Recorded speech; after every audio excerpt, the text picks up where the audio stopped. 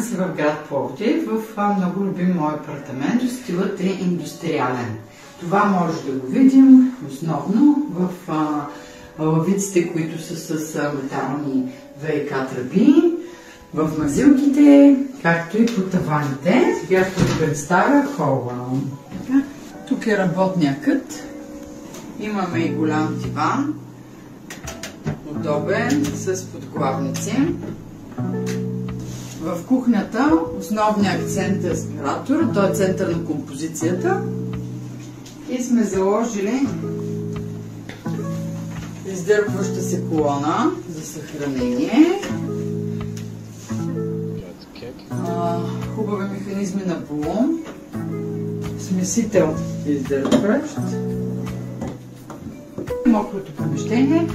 Пералня, сушилня с две отделни вратички и кош за пране. А сега ще ви представя и другите стаи.